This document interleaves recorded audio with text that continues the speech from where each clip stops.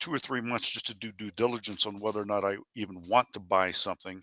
And then it might take more than 6 months to actually close it. Let's talk about the biggest frustration when it comes to the 1031 exchange as it Mm. pertains to especially a hotel developer like you when you're exiting businesses that aren't 1031 eligible and real estate where it has to be like, kind, or equal or greater value. What would you say your biggest frustration with the 1031 is? My biggest frustration is twofold. It's very hard for an LP to come in as a 1031 into a hotel. I don't know how it is on multifamily, but some of the rules is you, you have to be on the GP side, and then that gets very frustrating for me because hotels take so long to close.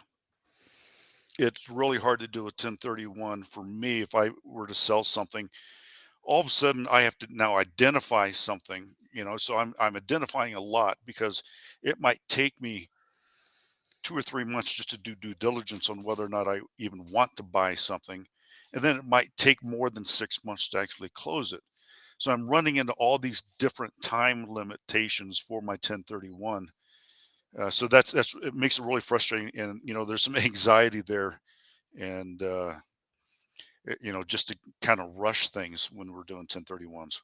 Absolutely. We call that the shotgun wedding, Yeah, where you got to get engaged in 45 days, 100, and married in 180. And you mentioned it earlier that sometimes these escrows take 6 to 9 months. Not even that.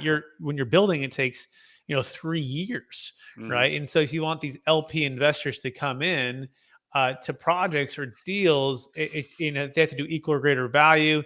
And basically, we have found for developers is that the 1031 exchange is essentially irrelevant because I want to yeah, sell my hotel for 5 or 7 or $10 million, and then I want to go buy land for 500 to $1 million and build for another 3 to 5 and build it up over a period of time. I don't want yeah, to buy necessarily an existing hotel for 10 hmm, or 10 or $12 million, right? I want to go create more wealth through development, and or I want to sell my existing, but I don't necessarily want to buy in the same marketplace, right? I want to wait for hmm, an opportunity to make sense, sell high and buy low, not sell high and buy higher. And then you add to the fact that guess what? Some LPs want to go their separate ways. yeah, They've been waiting for 3 years to get anything to get cash flow, and they're waiting at that 5 or 7 to get paid out. And so most syndicators, they just don't even 1031.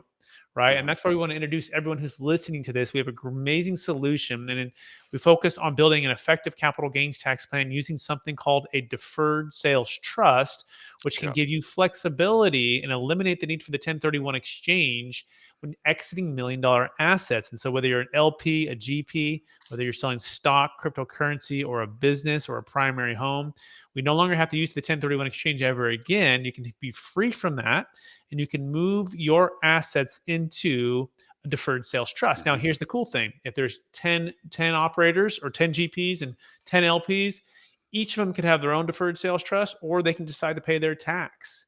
hmm, If you're doing a partial 1031 exchange and you have some extra boot left over, you can do a partial deferred sales trust. If you want to invest back and build hotels, no timing restrictions with the capital, all tax deferred, you can do that. But you want to understand what it works, how it works, and what it is, and if it's a right fit for you, you can go to capitalgainstaxsolutions.com. You can subscribe to our YouTube channel, learn all about that. You can also check out the new book called Building a Capital Gains Tax Exit Plan. We just came out, #1 bestseller with Kevin Harrington from Shark Tank. He's also in the book and a number of other real estate developers and operators. So check that out on Amazon, Building a Capital Gains Tax Exit Plan. Michael, any thoughts on that? Have you heard of that before, or how does that all sound? yeah. It was amazing to me. I had you guys on my podcast, the Richard Geek, and it was the first time I had ever heard of the Deferred Sales Trust. And the wheels were spinning. I was like, oh my God, just all this anxiety, I could have lessened it. And it's fantastic. For instance, on one of our hotels that we bought for 4.8 million, we're getting ready to sell it for probably, we're wanting 11, so we're negotiating. That's a lot of money, and I'm thinking, it's like, oh my God, what am I going to do with this money? It's like I can only do so much. I can only place it so much. I don't need all of that much money to place. And when I heard about this deferred sales trust, I was like, okay, there's something that I can put partial, maybe half of it, so that I don't have to worry about all that tax. Fantastic. Thank you so much, Michael. Yeah.